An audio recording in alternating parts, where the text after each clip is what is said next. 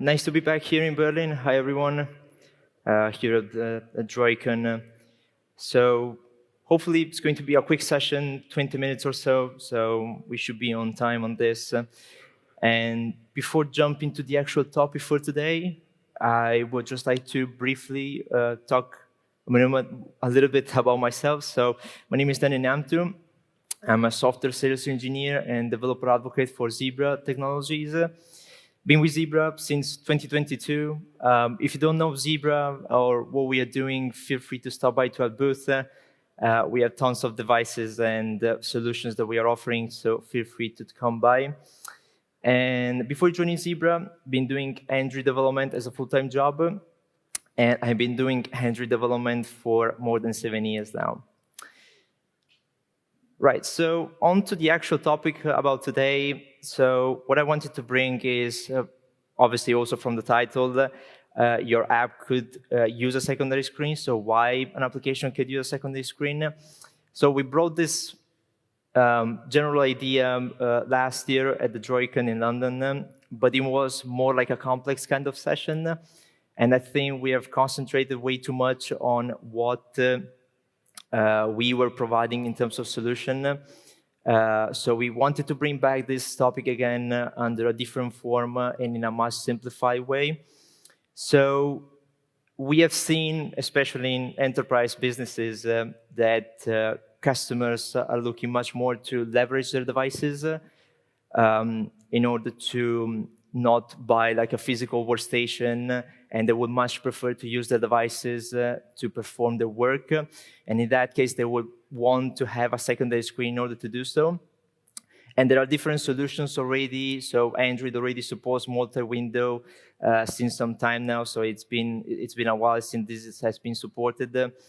And we have seen also solutions being provided by other manufacturers, such as Samsung, for example. So they are providing Samsung DeX, for instance, so you can connect your device from micro HDMI cable, and boom, you have your overall desktop experience on a secondary display. So we have a similar solution, a much more complete solution, and I will talk about that right at the end of the session. So I would also like to go through a couple of the use cases since we're talking about enterprise. So if we have to take a couple of examples when a secondary screen could be used, we can talk about retail, healthcare, for example, warehousing, and at the same time also hospitality. So all these four verticals can be used as an example when the secondary screen can be used. So for example, in the case of retail, we can use secondary screen for associates in order to assist the customer with tasks better suited for a larger display. So in that case, you would prefer to use a secondary display for those situations, such as showing product informations and do comparisons. But at the same time, also for managers, in order to access corporate systems, in order to have a much better experience on a larger display. Then we have healthcare, similar situations. It's just that we have the clinics and medical healthcare as an example. So a secondary display could be beneficial in order to access systems to complete data entry, to perform admissions and discharge forms. So in that case, being such long forms, you would much prefer to have a secondary display and not the usual small screen, 6 or 5.5 inch display. Then we have warehousing, which could be a more different example where we can use a secondary display to create the shipping labels, RFID labels, any kind of labels in order to later be printed. And then we have also hospitality, and in the case of hospitality, we can use a secondary display to improve the concierge services and the overall guest experience on a larger display in order to show to the guests the available areas and local activities that are available. And also in this situation, in such situations, managers can also benefit from such larger display as for the retail use cases in order to access administrative type of applications. Okay, so these were just the use cases, but how about talking about some key, let's say, key takes about adding support for multi-window inside your Android application. So I mentioned that multi-window has been around, so probably some of you already know it. So it has been released on Android 7, so it's been around for some time now. And actually, it is enabled by default, for those who don't know. So it is enabled by default on any Android application, so activities by default have multi-window supported by default. It's just that probably developers don't know that actually this is enabled by default, and you can actually customize the way how these activities can show on a free-form kind of desktop environment. So when multi-window has been introduced, the resizable activity attribute has been introduced. And this attribute can be associated, can be used for any activities inside the Android manifest. And even if you don't specify it, the default value is true. So you can also not explicitly declare it inside the Android manifest. And then with Android 12, so if your application targets an API level 31 or a major one inside your application, you will also notice some key differences from Android 12 onwards related to how multi-window is being treated by Android. And this is that if we, for example, explicitly declare inside our Android manifest for an activity that multi-window should not be supported, so in that case, resizable activity attribute is on false, then the operating system will run your activity in a compatibility mode. So that means that if you have a secondary display attached on your device, it will try to use the entire surface of the screen. So it will not resize your activity in any way, so it will just use the entire surface of that display. In case we have the resizable activity set on true, or we don't have it at all, there are going to be two situations on how the behavior will be treated by the operating system. So if we have, for example, a display with screen density less than 600 dp, we will notice that the operating system will try to run your activity in a multi-window scenario, but it will take in consideration the default height and width of your activity to try to understand if this can really be used in a either split window situation, or otherwise it will just run your activity normally, like in a compatibility mode. But if we have the other situation, when we have a screen density larger than 600 dp, then your activity will run normally, like in a multi-window situation. So as you probably have noticed, we can also declare inside any activity tags in the Android manifest, we can also specify layout tags. So we can specify attributes such as the default height, the width, the gravity, and the minimum height and width that the activity should have when we launch this activity on a secondary display. So it's really useful because obviously we can decide how our activity can look like when we connect it to the secondary display that we are expecting it. Then obviously we also have to use Windows metrics in order to accurately determine the size of the app window. And also another key take is to make sure that we use the right context object when necessary. And this is because we could run our application on the minimum, not the minimum, the default screen. So that could be our device. But the actual activity can be run on the secondary display. So if we want to get information about the display under which the activity is associated, you might want to use the activity context and not the application context for that purpose. Right, so if we have to take a look now on how we can actually detect a new secondary display, there are APIs available in order to do so. There's a manager class that we can invoke and initialize in our code, which is called the display manager. And with the display manager, there are different methods available in order to manipulate and get the available displays being attached to our device. There could be multiple ones. There can only be a single one being attached. But in any case, we can get information such as the display name. We can get the information about the display ID. And all this information can be useful for whatever logic we want to perform inside our application. We can use the display ID to actually understand under which display our application is being run onto. And at the same time, we can use the display ID in order to launch our activity, because it's essential. And as you can see from the other snippet of code, the one from the bottom, we use the display ID. We set the display ID inside an activity options object, and then we create the intent following up by associating two flags. And also these two flags are really important, which is the activity launch agent and the flag activity new task. So the launch agent is the flag that actually will make understand the operating system that we want to launch this activity in a multi-window scenario.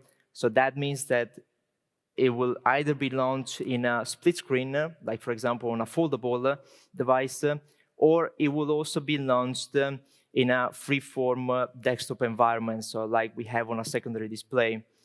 And the launch agent basically means that it will try to use the window, any free window, in order to launch your activity. So if it's not the actual device, it will be the secondary device being attached to your phone or whatever Android device you're using. So we also specified these flags, and later we just put everything together and we start the activity. And you will see that the activity will actually be displayed on the secondary screen. So if we have to specify also other things about when managing and working with the secondary displays, obviously handling the life cycle. So this is quite important. So there could be two different situations when we could have a full life cycle of our activity being influenced, and we can also have partial life cycle depending by the kind of event that our activity will have. So in the case of full life cycle, we could have a full life cycle of our activity for events such as moving to the desktop. So we can actually move an activity to a secondary display. So in that case, obviously the activity will get recreated from the beginning. We can also have a full life cycle whenever we try to maximize or get to the normal size of the window of the activity. So also in that case, we will have a full life cycle of the activity.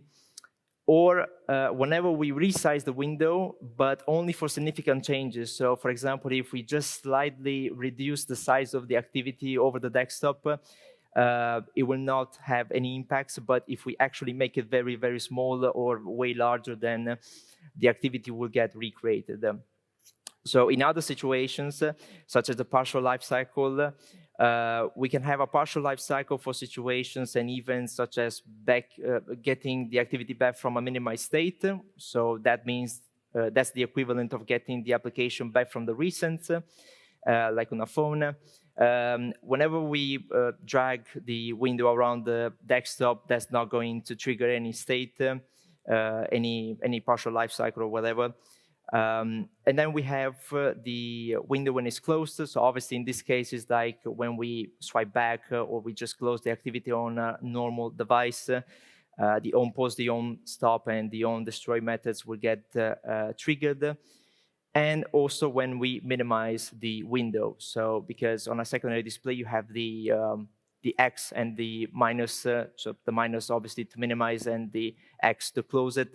And whenever you minimize the activity, that means that you put your application back into the recent. So the on pause and the on stop methods will get called in that case. Right, so another thing is about saving the UI states. So this is quite important. And it is more like a follow-up of what we were talking about a little bit earlier. So the application, the activity should retain and restore the state whenever we have such kind of events. And obviously this is because the user expectation is to have a continuous and consistent user experience. So whenever we change or we just drag the activity to a secondary display, you want the user experience to be consistent. And in that case, the states of the activity should be preserved. So for example, if we have a form or whatever we are trying to do on the activity, those information should be persisted in some ways. So you can do that by specifying in the entry manifest the config changes attribute and specify what kind of events are going to be handled by you. So in that case, to be in order. And in terms of actions, there are many that can be considered. So like rotating the device. So this is the most basic and the simple one. From entering the multi-window mode, whenever we connect or disconnect the device from a dock, for example, or whenever we are connecting or disconnecting a hardware keyboard, for example. So all of these are events that are going to influence the overall experience of the activity. And that's just not, I mean, it's not only for this kind of situations, but this is just normal entry development. So obviously this should be something to be taken care of also in other situations. So not just this one. So we have just a couple of minutes left. So what I wanted to end up with is about what we are offering. So from Zebra. So what we are offering is a full solution called the Zebra Workstation Connect. So this is the actual device. It's like a cradle. It's a cradle offering support for charging. So you just put your device. It has pins attached. So it will charge the device. It will connect automatically. You have ports on the back, different ports, USB ports, Ethernet port, and also port for HDMI. And you put everything together and you have like a full PC experience. So it's very simple to use and definitely offers a much more complete solution I mean, compared to other things, to other kind of workstation that you find. So it's made of a piece of hardware, and we also have an application component that needs to be installed on the device. And this can be installed from Google Play, from the Play Store, or either from our Zebra website. And essentially, this application will also provide ways to personalize the overall experience of the Zebra Workstation. And you can do that through two different ways. So you can either send configurations through manage configs. So if you're aware about EMMs, so if you have devices being provisioned on the EMM, you can send managed configurations towards the Zebra Workstation application. Or you can also send this kind of configurations through a JSON file. I mean, either if you're developing, so if you're developing, that would be a much more easier way to send and test this kind of configurations. And if you're wondering what kind of configurations, what kind of things you can do with it, we can change the external display mode.